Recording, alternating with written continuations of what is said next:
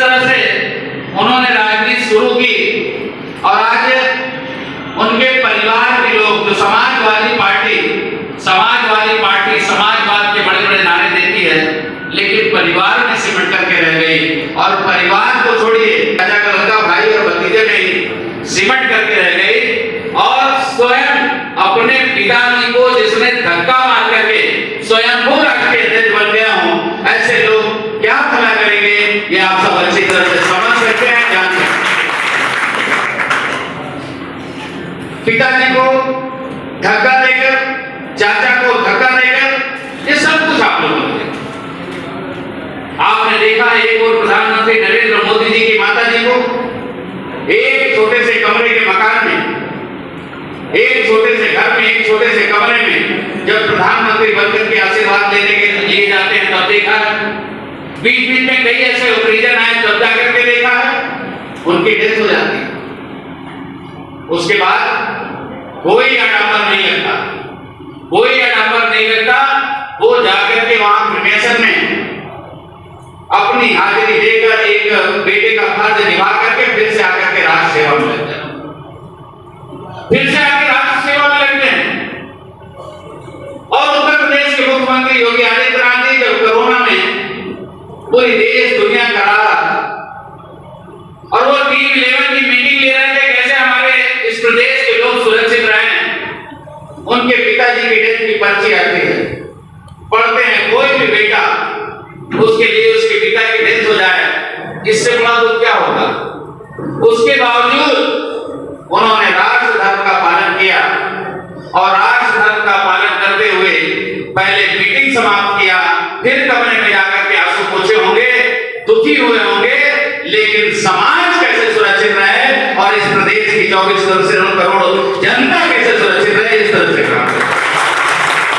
उनकी बहन के बारे में देखा होगा, आज भी उत्तराखंड में छोटी सी दुकान चलाने का काम, और इनके परिवार के बारे में देखिए। तुलना करिए, जब तुलना करेंगे तो आपको खुद ही रिजल्ट सामने दिखाई पड़ेगा। देखिए ये गेंदे का माला है, इसको हम गुलाब का बताएंगे कोई ताली नहीं बजाएगा। ये सफेद कागज है, इसको काला बताएंगे कोई ताली नहीं बजाएगा। ये काला माइक है, इसको हम सफेद बताएंगे कोई ताली नहीं बजाएगा। लेकिन जब कोई सच बात निकलती है, दिल करता है, मन करता है, हाथ ऊपर उठता है और ताली बजती है।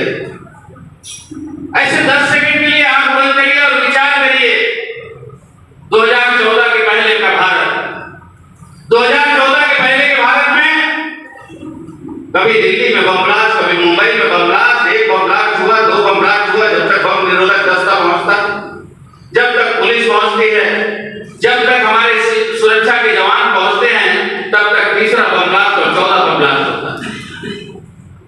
मुंबई में बम ब्लास्ट होता है, अयोध्या में बम ब्लास्ट होता है, बनारस में बम ब्लास्ट होता है, लखनऊ में बम ब्लास्ट होता है। लेकिन जब एक 56 इंच के सीने वाले प्रधानमंत्री को इस देश की बात बोल रहे थे,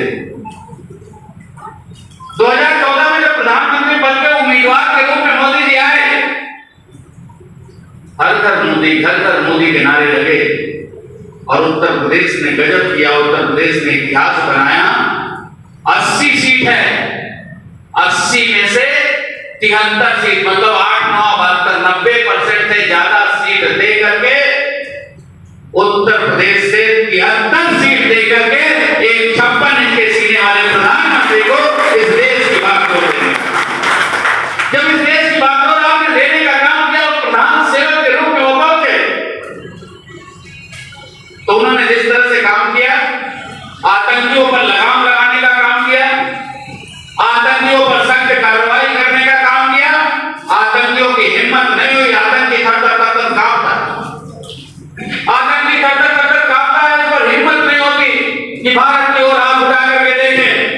और गलती से आपने देखा होगा 2019 में घात लगा करके सीआरपीएफ के जवानों पर हमला किया, तो घर में घुस करके मार करके जवाब देने का काम आदरणीय प्रधानमंत्री नरेंद्र मोदी जी के नेतृत्व में 2014 के पहले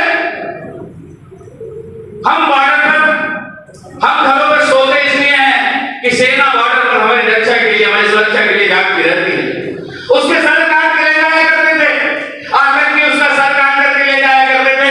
पाकिस्तान आग दिखाने का काम करता था, आज भुखमरी के कगार पर है, कंगाली के कगार पर। पहले दुनिया में दो ही ऐसे देश थे जो अपने दुश्मन देशों से बदला लेते थे। आदरणीय प्रधानमंत्री जी के नेतृत्व में तीसरी सबसे बड़ी शक्ति सैन्य शक्ति बना, तीसरी सबसे बड़ी शक्ति अमेरिका में हमला हुआ था, और कितने सालों के बाद ओसामा बिन लादेन को घर में घुस करके मारा। अमेरिका और इजराइल दो ही ऐसे देश थे जो अपने दुश्मन देशों से बदला लेते थे, और आदरणीय प्रधानमंत्री जी के नेतृत्व में घर में घुस करके मार करके जवाब दे करके तीसरी सबसे बड़ी शक्ति दुनिया की बनी है भारत। यह सब आप सब लोग महसूस कर रहे हैं।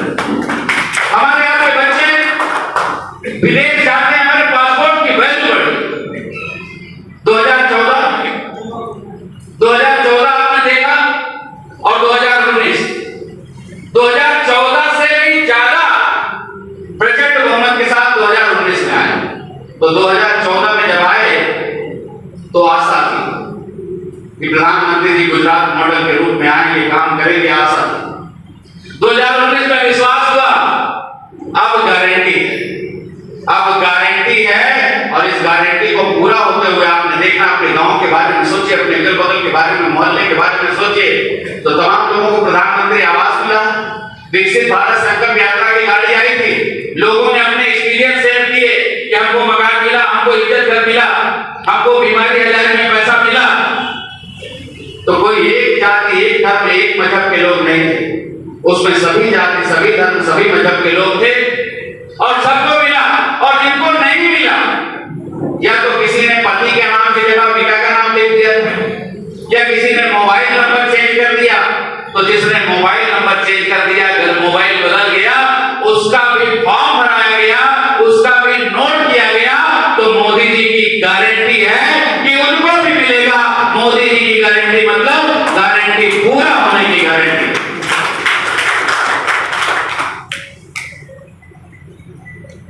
तो आज मैं आपके बीच में जो ये सारी बातें कह रहा हूं, एक प्रधानमंत्री होते थे, अभी हमारे माननीय विधायक जी अग्निहोत्री जी बता रहे थे कि किस तरह से आकाश से लेकर के पाताल तक घोटाला हुआ। ऐसे प्रधानमंत्री थे जो कह रहे थे कि हम 1 रुपया भेजते हैं दिल्ली से, 1 रुपया भेजते हैं तो 85 पैसा हमारे नेता खा जाते हैं, हमारे पार्टी के कार्यकर्ता खा जाते हैं। लेकिन आज प्रधानमंत्री जी 1 रुपया भेजते हैं तो 1 रुपया खाते में पहुंचता है, कोई भी उस पर डाका डालने का काम नहीं करता। ये प्रधानमंत्री जी ने करके दिखाया। 2047 के बाद आज आदमी अपने परिवार के बारे में, अपने बारे में केवल सोच रहा है। ये जितनी पार्टियां हैं, बसपा है, अपने भतीजे को लॉन्च कर दी, मुलायम सिंह ने अपने बेटे को लॉन्च कर दिया, लालू ने अपने बेटे को लॉन्च कर दिया। जितनी पार्टियां अपने परिवार को लॉन्च करने का काम कर रहे हैं, केवल भारतीय जनता पार्टी ऐसी है जो 2047 के बारे में भी सोच रही है। देश को विकसित भारत बनाना है, विकसित भारत बनाने के लिए काम कर रही है। ऐसी पार्टी को बल देने के लिए, ऐसी पार्टी को ताकत देने के लिए हम बैठे हैं। बहुत सारे हमारे वैश्य